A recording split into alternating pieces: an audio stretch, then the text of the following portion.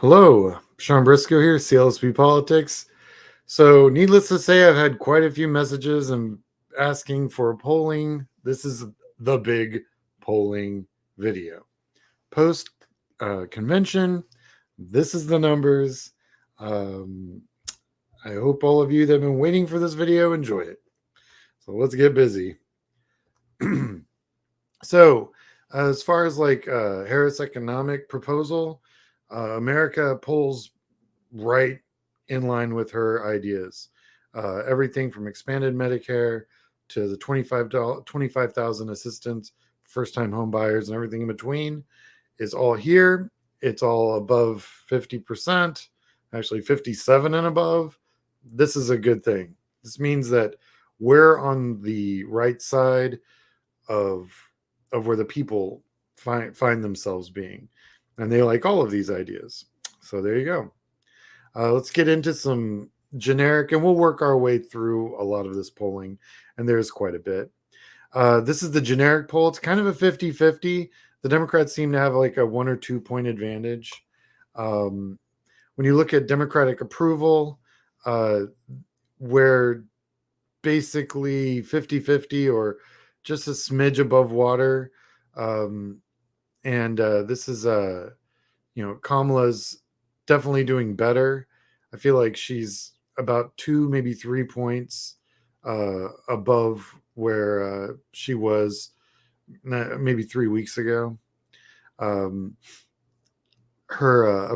favorable ratings are, below 50, but I'll tell you right now, they're about 15 points higher than Trump's, but we'll get to that. And then when you look at the overall, she's 2 points. She's +2 unfavorable. Sounds like a lot. It's really not. In a 50-50 country like we are, the independents don't like voting for anybody, but they'll vote for somebody.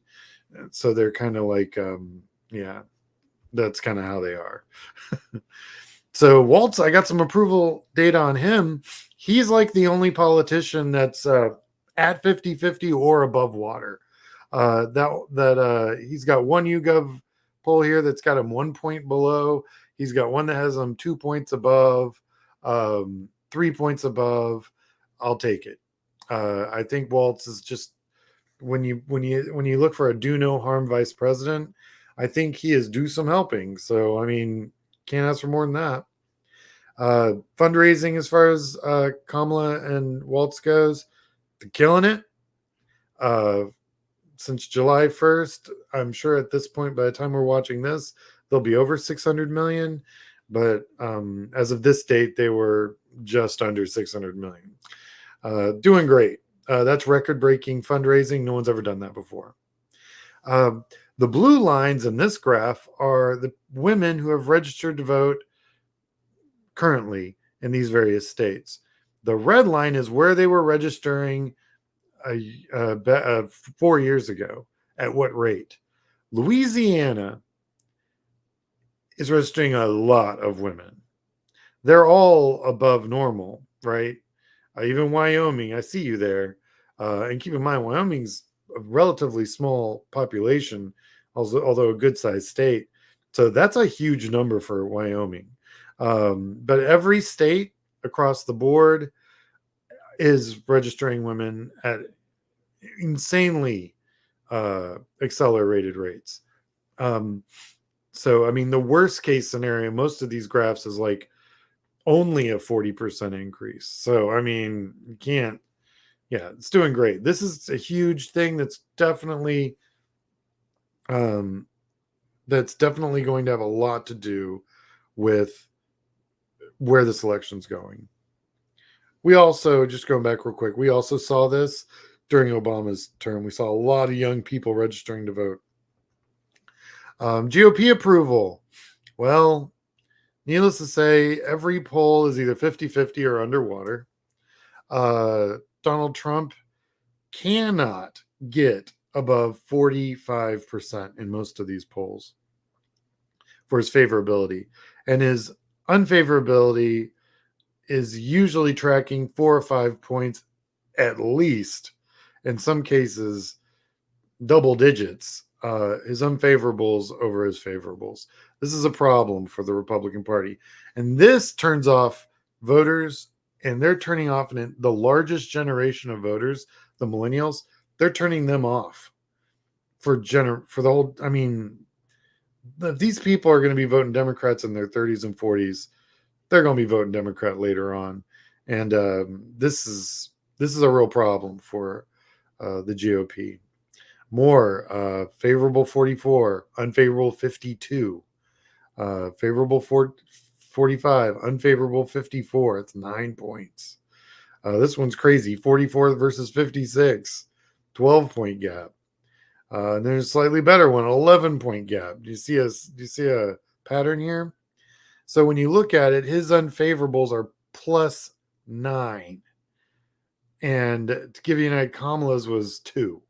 So, and this is the poll of polls. This is the one that takes all the polls into consideration. The general JD Vance, he's in the same boat as Trump.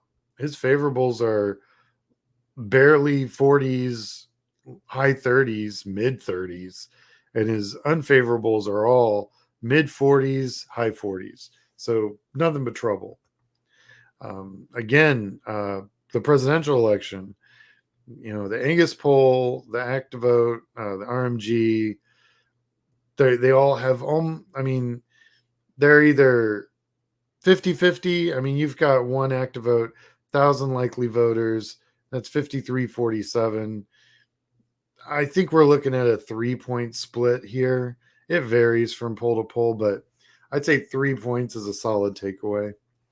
And you've got just more. I've got so much polling, but it all says pretty much the same thing, different numbers. 1 or 2 have Trump winning, but well within the 3 to 4 points of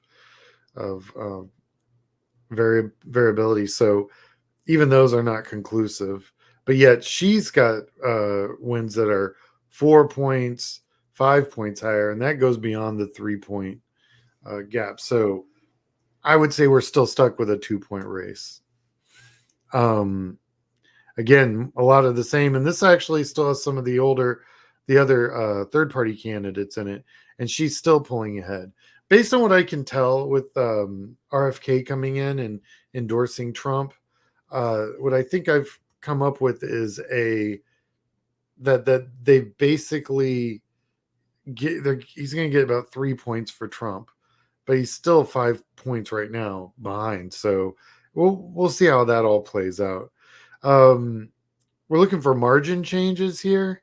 So pretty much every state except for Georgia and a few others have a negative, like an R plus switch, but most of the states are trending blue.